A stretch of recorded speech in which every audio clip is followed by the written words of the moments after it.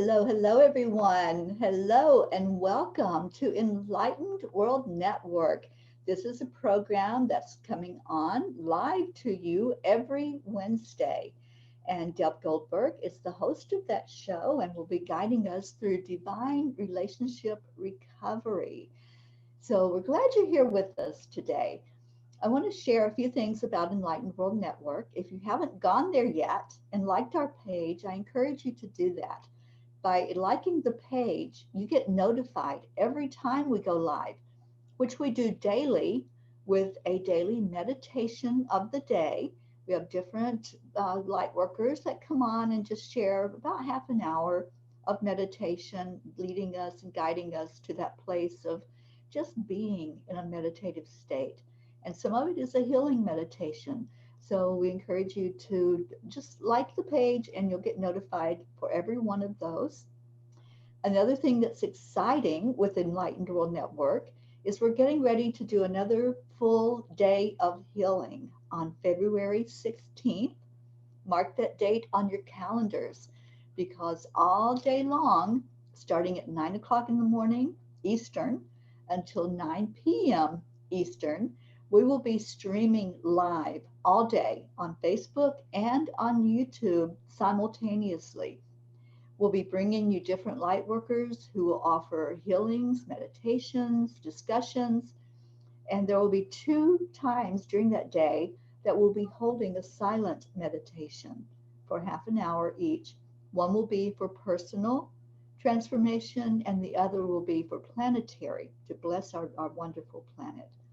So I think those are pretty exciting things. And I really hope that encourage you to go to our page so you can get in on everything that's going on with Enlightened World.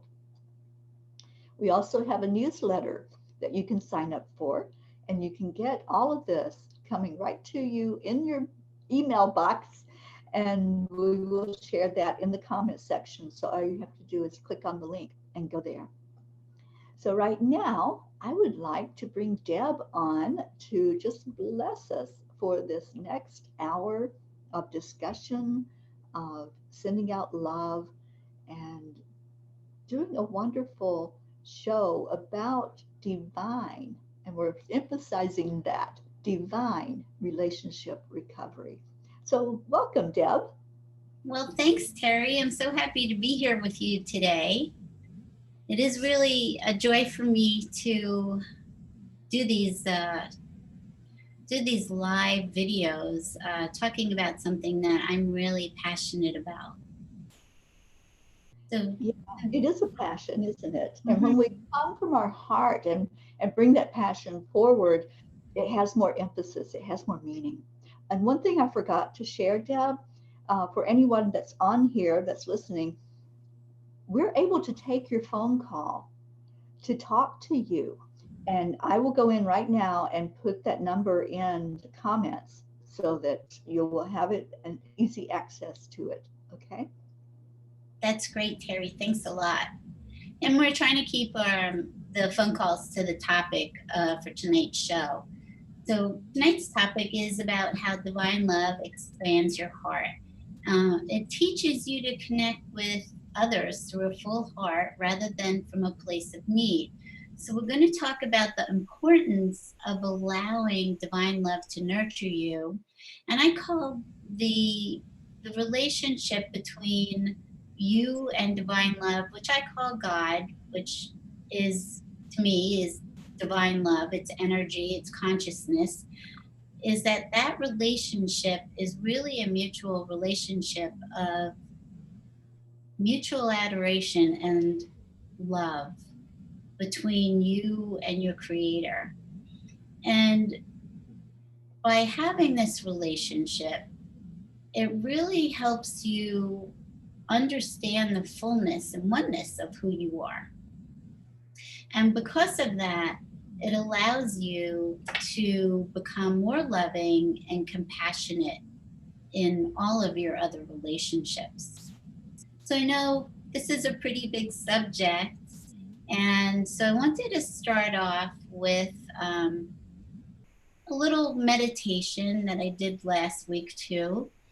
as a way to open and expand ourselves, as that when we have these deeper conversations of really understanding who you are and and who your creator is. So I want you to take a moment and just close your eyes.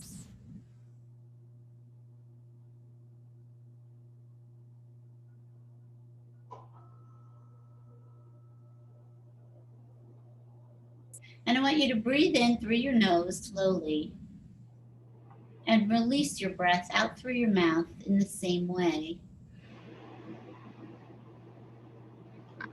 And we're going to set our intention today for expansion of our heart space and mind. We want to allow in divine love. So let it hold you in great joy and love, because it knows that you're willing to allow this love to penetrate and awaken you to yourself on a much deeper level.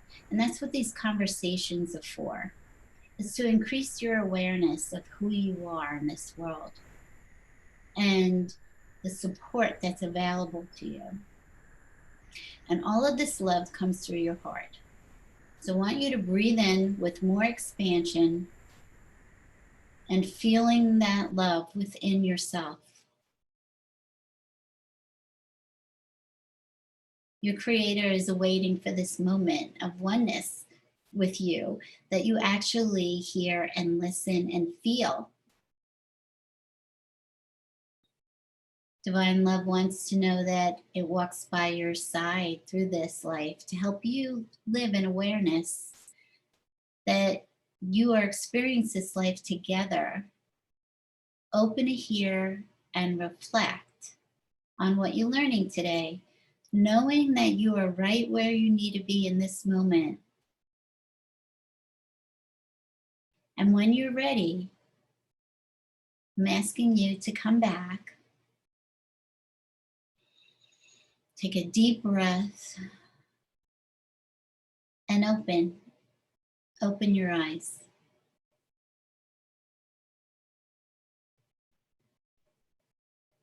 Thank you.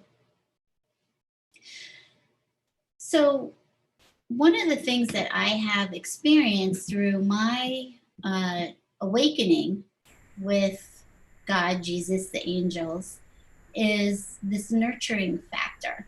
And this nurturing factor is them holding you in divine love. Now you can hear Creator talk to you. You can feel it in your heart, in your body. Some people will see. So we all have different ways of connecting to the divine, and there's no wrong or right. Everybody's going to have a unique experience. So what I have experienced is that I needed to learn how to love. I needed to learn who I was.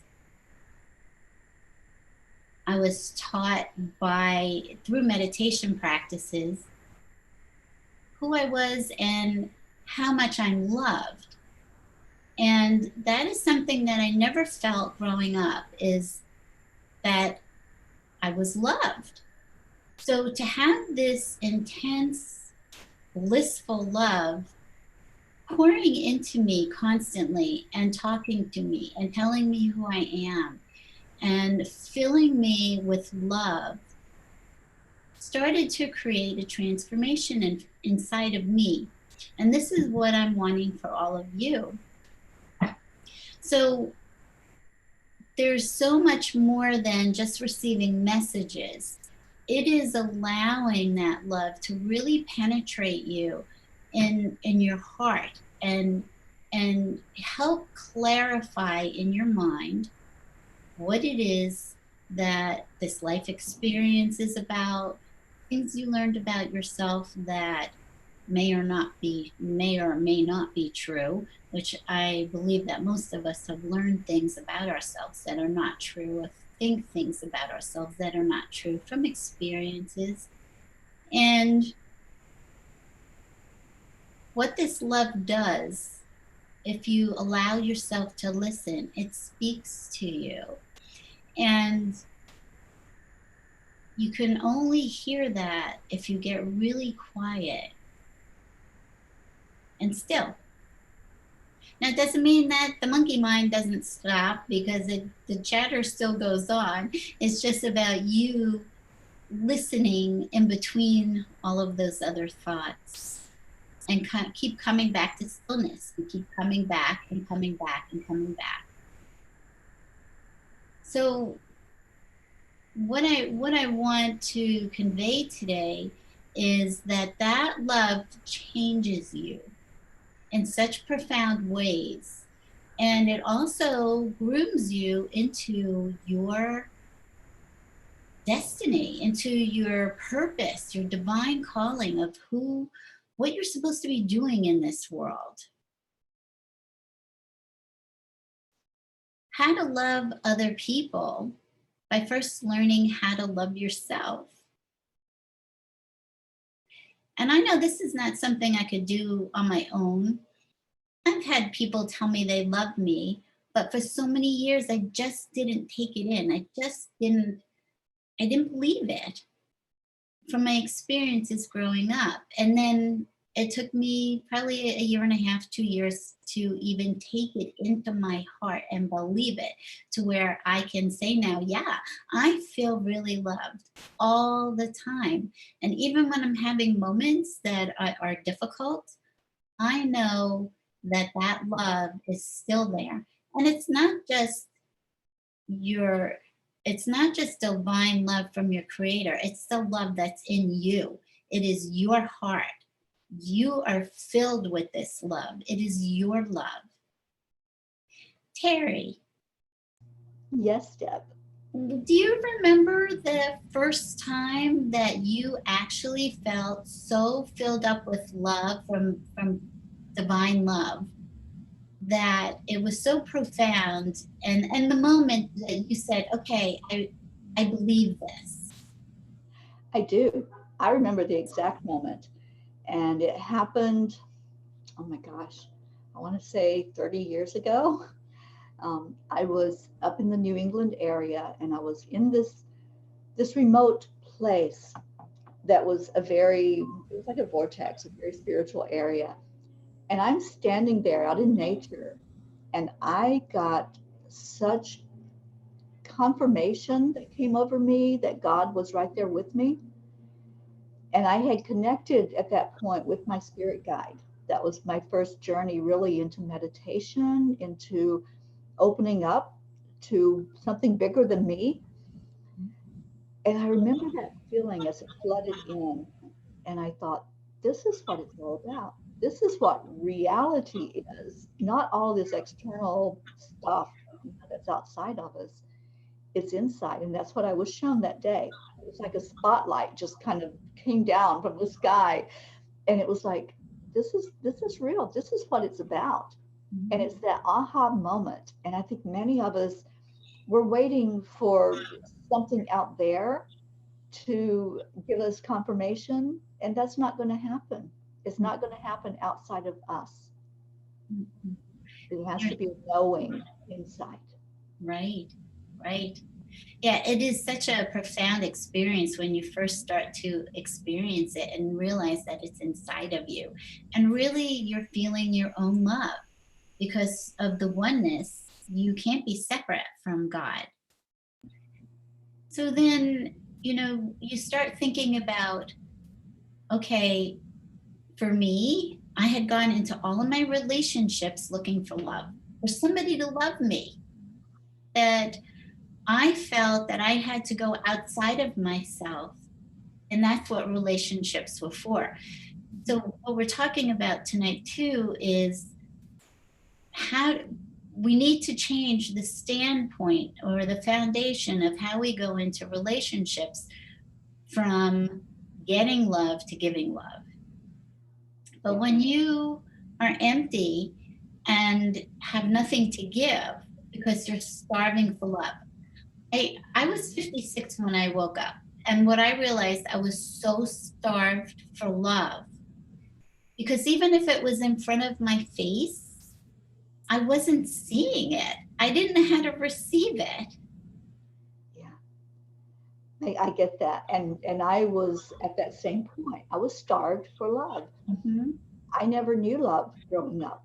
I never had the warm, fuzzy, hugs and I love yous.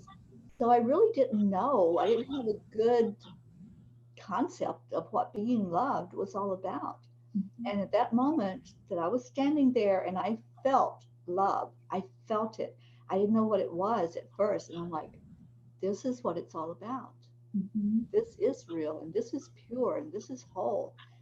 And until we can find that inside of ourselves, we don't have that to give out. Mm-mm. No, everything's based on need. And Yeah. so imagine what happens. Well, we don't have to imagine too much because we've all done it. We've gone into relationships looking for love Right. and coming from a place of need instead of feeling full. Hmm. And when you start to realize your fullness, the abundance of love that's inside of you, that is there all the time, you're not accessing just, like I said, you're not accessing just God's love. It's the love that is in your heart. Hmm. So, spending time with your creator, with your spiritual guides, whoever you spend time with, angels, it needs to become nurturing, just not information getting, because lots of us get lots of information and we can channel all kinds of things, but it is about spiritually reparenting you and teaching you how to receive love and how to accept your own love, and therefore how to give it to other people. So when we go into these relationships starving for love and coming from a place of need, we're not going to pick up people that want, we're going to pick up people that are in the mirror the same as we are. So you're looking for other people to validate you, to give you self-worth. And typically when we go into these relationships with from a foundation of need, we are picking up people that can't validate their own self because they don't have the self-worth either. Right. And it creates some difficult relationships Mhm. when we are in that type of um, relationship with people. Yeah, because we're coming from lack. Mm-hmm. So anytime we're coming from lack, there's going to be some fear involved, isn't there? Mm-hmm. Definitely.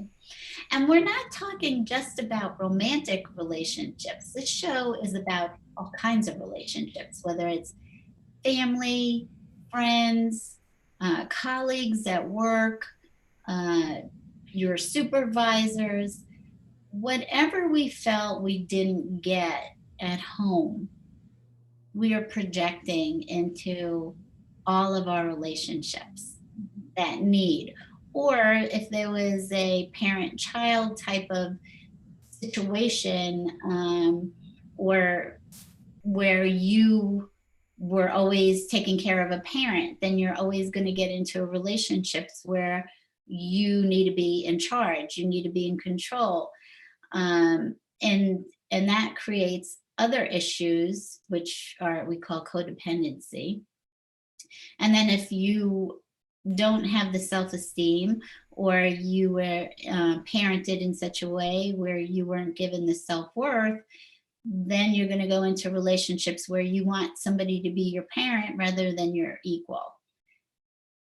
And that's a huge thing, because in my relationship with God, what, and I call God he, because that's my um, energetic type of way of relating to God.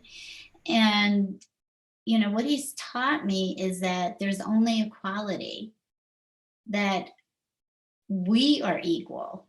God and I are equal, and everybody else created is equal. It's all oneness.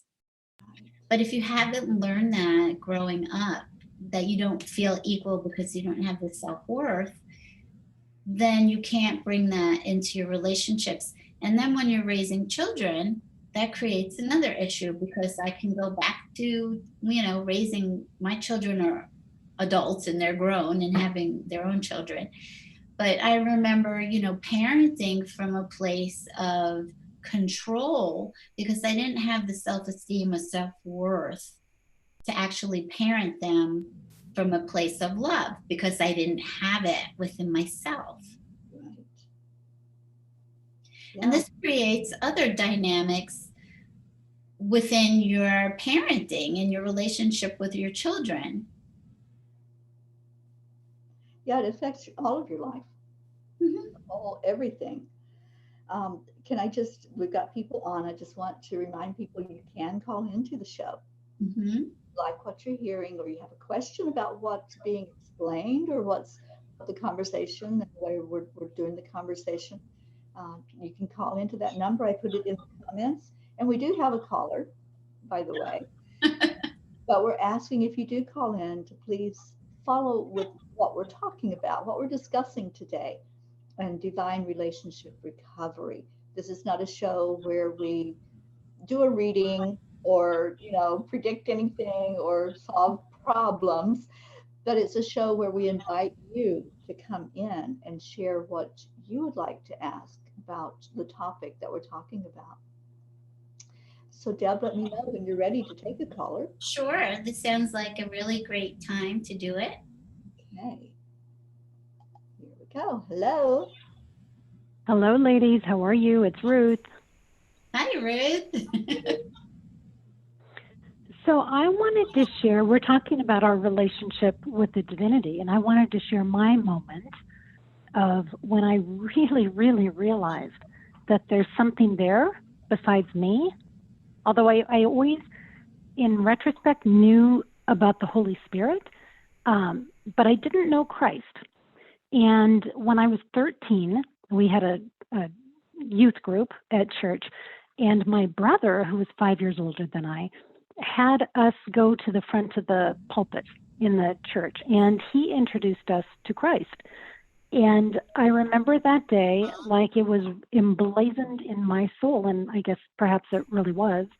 But ever since then, any relationship that I've been in, and I'm not just talking about a love relationship, but any relationship that I've been in has had to allow for the spiritual divinity to be part of it. Have you all experienced that? I just can't fathom being in a relationship now where I wasn't allowed to have my relationship with my Creator. Well, I'm hearing two different things, and God is in the middle of every single relationship that you have. Every relationship that you have, is the face of God as well. So you are in relationship with God with every person that you are coming into contact with. And then what I'm hearing is, I don't know, maybe I misunderstood, Ruth, is that you can't have relationships without, well, does somebody allow you to have a relationship with God that you're in relationship with? Is that? Well, yeah, I'll give you an example, Deb. I used to date a gentleman who was Jewish, and which would have been fine, right? It absolutely would have been fine. But his story was that if he and I ever married and had children, he would take them skiing on Sunday mornings, so I couldn't take them to church. And needless to say, that was the death of that relationship. Yeah, and sure, and this happens a lot when there's a clash of religions, and I think that's why so many people stuck to their religions for so long, that they would intermarry in only their religious, what they've grown up in, because then you're coming at least on the same page in that area in your relationship and raising children. So, it's interesting because not everybody, as you know, feels the same way. Different religions believe different practices. And I think that there's a respect issue in all relationships to allow people to practice whatever it is that feels right for them, that there's no wrong or right. It's so individualized, it's so unique.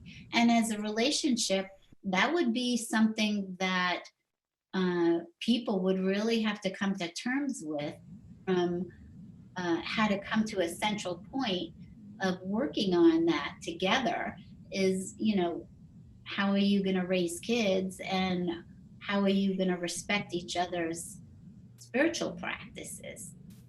Right. Sometimes those things don't happen until after people get married, and then that becomes another issue.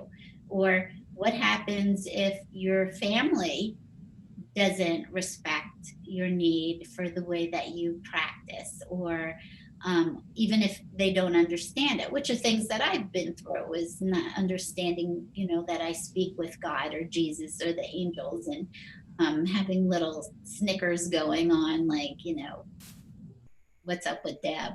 Uh, and these are things that actually all get worked out in your relationship with God, because I can't work anything out in my relationships with other people without God being there to mediate for me, to help me change my perspective in the way that I'm viewing something. Like nobody's blocking me from doing anything. And a lot of times we take that that thought process of I can't be me, and we project it onto other people in our life.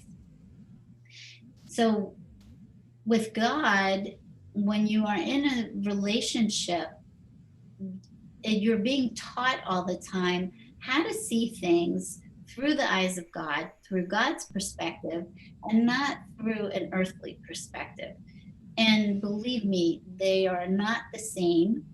And it is really amazing how expansive it becomes when you start to get taught through God's eyes, perspectives, views of life versus your own. Because a lot of it is, a lot of our thoughts come from ego consciousness.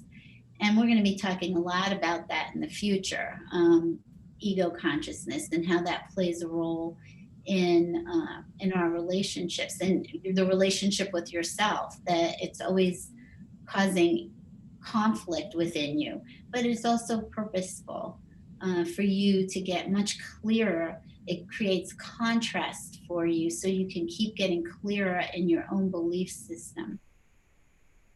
So I know that if I did not have this relationship with God to go to, even in my marriage, just in everyday things with my husband and I, not seeing things in the same way, or I take something, my perspective is skewed because it goes back to my belief system that's skewed. And I didn't even know it was skewed until God told me that it's not correct. I don't know what I would do if I didn't have that. And I have had it now for 5 years, and I don't know how I got along to 56 years without it. And so what I'll say is God's always working in your life and always talking to you, but you don't recognize it. What we're working on here is you becoming aware of that relationship and participating in it, not just knowing that it's there. It is a conversation, and even if it's not auditorily heard, it is within your heart, this conversation, and it is cultivating you and transforming you and expanding you so that you can come from a place of love. And, this is all a process. So I won't say that every time I enter into talking with someone that I'm always heart-centered. It waffles back and forth. And my practice is just saying, okay, I'm not where I want to be right now. I need to get into my heart and try to understand where somebody's coming from, so that I can relate to them more, rather than just dismissing them or shutting them down or just walking away, because that would be my typical MO. Yeah, and people are relating to what we're talking about here, especially with not family not being in alignment sometimes with how we're living our life, our belief systems especially. And we have one person that's on, and she says, "My family call me fake. I can only pray that they will see in divine timing." So, what would you say to her? Yeah. Mhm. Mhm. It's about, part of expanding your heart is learning compassion. Compassion for people who are not awoke yet, right? And this is what I've gotten taught too, from God, because I had to learn it, because I wasn't always very compassionate. I wasn't compassionate to myself, and that's a whole nother subject, is learning compassion for your own self, so that you can then extend that to other people. And when I first woke up and I told my husband, I'm talking to Jesus and this is what he's teaching me. And then I'm hearing God and angels, and then I'm getting books dictated. And he's like, this must be coming out of your own mind. Like, you're imagining this. Or he just couldn't understand how it was happening, which is difficult, because I had to go through, I'm not crazy. This is happening. And I just needed to learn how to forgive and have compassion and patience. And something that Jesus told me, he said, you need to stop looking for validation outside of you. You need to get validation from us. And this is what I'm saying to this person, is that this is part of your growth in developing self-esteem and self-worth and confidence, is that somebody else does not dictate your reality to you. But when I all those years, I had no self-worth, and so I allowed other people to constantly dictate my reality. And so when, especially, you're getting so shaken up and divinely opened up, and now you're different, you're just different. And then it's trying to stand in your confidence. And some days it's a great day and you can do that. And other days it's more difficult, and it's okay. This waffling is just what happens. So it is okay. It's learning to allow other people to have their own thoughts and reality, and it doesn't have to shift yours. That they can be where they are, and they're not wrong. That's something that we learn too through the divine, is that there is no right or wrong. So that whoever's looking at you like that, it's okay. You just have compassion. It's about you stretching your heart, really expanding as much as you can with love, and maybe asking somebody, well, why do you feel that way? Or can you help me understand why you feel the way that you feel, and allow them to have their feelings, and it doesn't change who you are. Yeah, that's the hard part, isn't it? Mm-hmm. Yeah, because we want that love from the people in our life, that we're so close to. Mm-hmm. We want their acceptance, we want their love, but then we have to step back and say, well, that's their path that they're choosing. Mm-hmm. It's not what I would choose for them, but it's their path that they're choosing. And I've been shown that very clearly a lot, Deb, and especially in the last year, about people I care about in friend relationships, especially close friends. Mm-hmm. And I want to sometimes shake them and say, I want this for you. But you have to just give them that love and compassion and say, it's okay, just the way it is. Mm-hmm. It's perfect, just It the way is. it is. hmm Everything is perfect because everything's giving you an opportunity to grow. Yes. It's like every person that, comes into your life is there to help you grow. And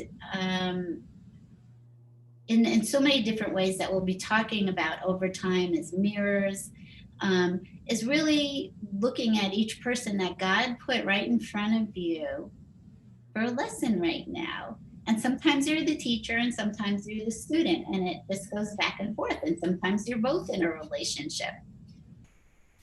It's student and teacher is always going on. And instead of looking at things as what is happening outside of me to me, we start looking at what is going on within me, that I am having the thoughts that I'm having. Why am I projecting this? Because we are projecting everything. And so that is learning how to take responsibility for your own feelings. Nobody makes you feel. Nobody makes you feel. Ever. There are things that happen, experiences, or things that happen during the day that you have a thought, and that thought creates a feeling. And then we peg things into, well, this is right and this is wrong. And so that creates other thoughts. And all of these thoughts create feelings, which then create reactions. So this is one of the things that I've had to learn, is that I am the only one responsible for my feelings. Nobody else creates them but me. And that's a process. So if somebody is saying they don't like what you're doing, or they don't understand you, or they don't support you, and then you start feeling upset over that, those are your feelings. They did not cause them. And then it's a way for you to sort through it and say, okay, let me see where these feelings are coming from. What part of me is hurting from believing that this person is not supporting me right now? And what does that mean about me if they don't? And so then you start digging inside and asking yourself these questions. What's the rationale of even the thought that you had? Is it a rational or irrational thought? Is it true? And what you find mostly is that a lot of it is ego thinking. The way I like to separate it is, if I'm having feelings, a lot of times they are coming from parts of me that are maybe wounded or believe certain things about myself, like when I was younger. When I have thoughts, many of them will be the ego thought that says, oh, I'm mad at you for blah, blah, blah. That, it just comes up with this story, starts making stories up about yourself and other people. But when I have feelings, I start to pay attention to those, because that's something inside of you that is calling for attention, that you need to go in and find out what that feeling is all about. So that is, I use inner child work to do that, to try to discern what those feelings are coming from. And then I take God with me, or Jesus, or the angels, my higher self, and we have a talk with that part of myself that is going through this difficult time, and getting some truth from the divine to help me understand what I'm actually feeling. Yeah. It's what's known as being triggered, Mm-hmm. or somebody pushing your buttons. This is what you're talking about. Mm-hmm. And it comes up so much in relationships, especially. And it takes, when somebody says something or does something, and it triggers a memory of when that happened at an earlier point of our life, then we do respond in a way that we probably wouldn't if we didn't have that memory imprint in there. Mm-hmm. These are how a lot of arguments come up in relationships. These are how we take things out of context. Yes.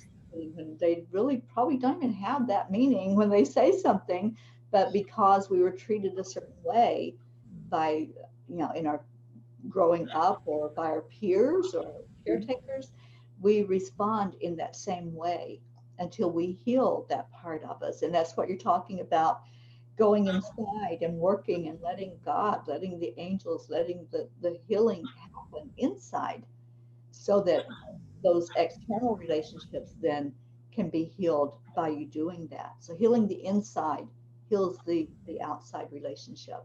Mm-hmm. Yeah, that's such a good point, Terry, because we are like a bunch of patterns, and we are getting triggered constantly. And actually, that's part of the contrast of learning what we need to clear out and heal inside of us. That we need to stop believing certain things about ourselves. We need to heal old wounds that are open. And one of the things that when we start talking metaphysically, so we know that there is no separation between time. There's no such thing as time and space. So we have the past, the present, and the future happening at the same time. So the way I like to look at that is, if all of time is happening at the same time, then I'm still 5 right now, and I'm still 10, and I'm still 20, and I'm still just coming out of the womb. I'm still 40. So all of our life is happening at once. And that's why everything feels like it's right under the surface that you can get triggered so easily. And so all of these things, just triggers, just keep popping up, and they're all happening so that we can heal and clear them out. So there's nothing wrong with it, but we've all learned that we don't like to feel bad feelings. We don't want to feel sad. We don't want to feel anxious, and we keep pushing it down and pushing it down and pushing it down, and all that does is create more feelings to come up. So I've suppressed things for 56 years. And when I was, awoke, it was like, well, here you go, Deb. Everything that you had shoved down needs to be healed. It needs to be taken care of. It needs forgiveness. It needs understanding. It needs compassion. It needs truth. It needs divine truth. And this is what actually starts healing you. So it doesn't mean it's a process throughout your whole life. So do I still get triggered? Yes, I do. I still get triggered, not nearly as much as I used to. And when it happens, I can handle it differently because I'm taking responsibility for it. Yeah, exactly. We're a work in progress. So we're never going to be finished clearing out all of that stuff and healing. But the more we do it, then we'll find those triggers happen less often. Mm-hmm. And we're finding different coping mechanisms when that happens. We're learning to be okay with whatever happens, love whatever happens, every experience. Mm-hmm. And when we get to that point, that's divine love that's coming through. Mm-hmm. It certainly is. It certainly is. So one thing before, as we're going to close out, I want to say something about trying to fix other people, or looking at them as that there's something wrong with where they're at right at the moment. And that is just a projection from our own self, because we're looking at ourselves as we're imperfect and we need to be fixed and we need to be somewhere else than where we are right now. And so the more that you look at yourself as you need to be fixed in some way or changed, then you are projecting that on other people. Mm-hmm. Everybody is exactly where they need to be.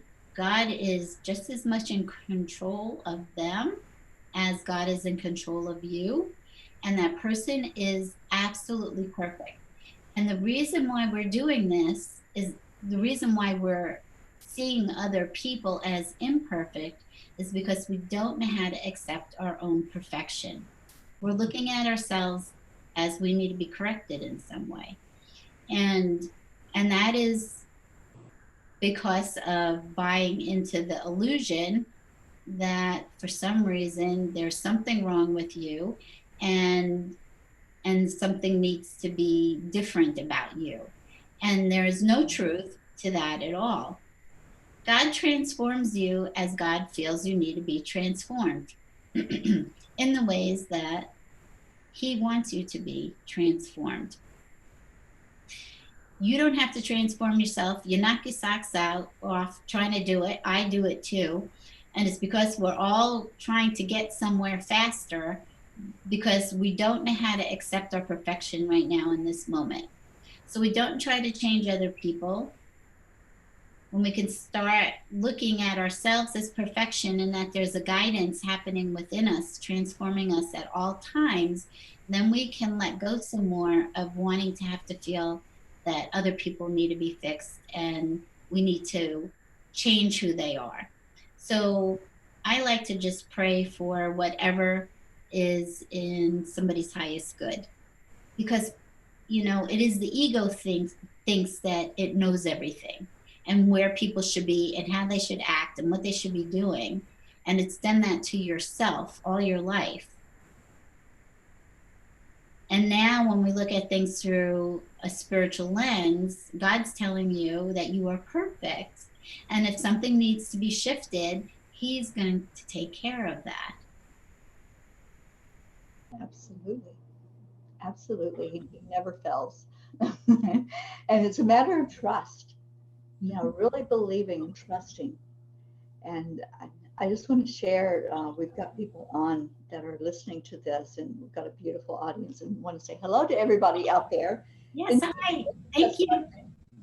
And we have people that are saying that they work with Archangel Michael, and Michael is very instrumental in everything we do at Enlightened World Network. Mm-hmm. So welcome to all of you who are in alignment with that, Mm-hmm. with Michael's energy. And I hope you're enjoying this program. This is a new program. This is only the second show that Deb has done of this, and she'll be on every week at 5 o'clock Eastern Time on Wednesdays. And we hope that you will tune in. And I had promised that I was going to put the newsletter link in. That's what I was looking for. I will do that. We'll do that. Yeah, but Deb, I want you to share with people how to find you too, for those that are not familiar with how to reach out to you, and those of you that are coming on that maybe didn't get the first part of the show. If you go to Enlightened World Network on Facebook and like the page, you'll get notified when Deb or I or anybody on Enlightened World goes live. So Deb? Thank you.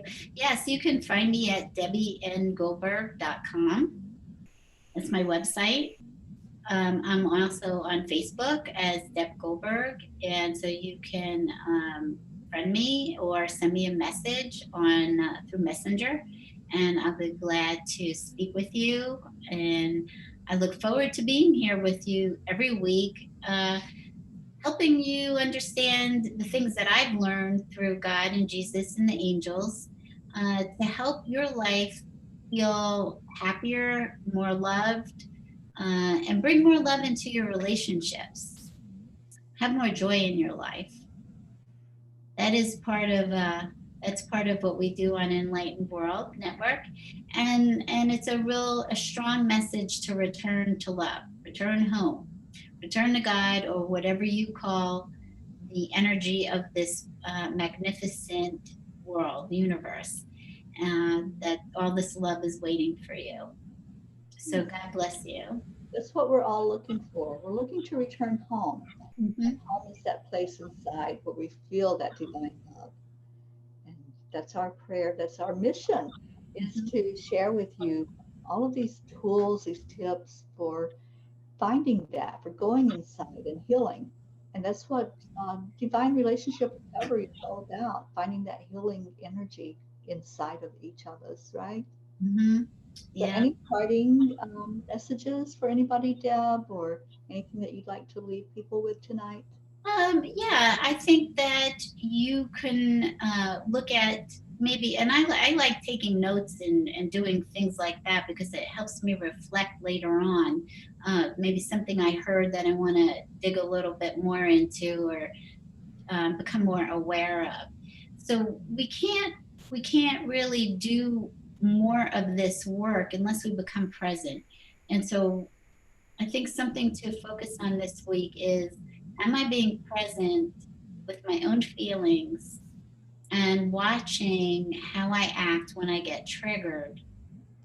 And do I take responsibility for my own feelings? And how good am I at bringing love and compassion to myself?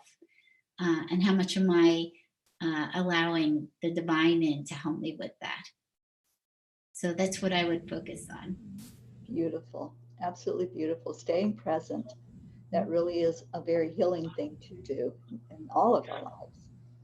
So thank you, Deb, for bringing this wonderful show to us and all of your words of wisdom. I really enjoyed this conversation.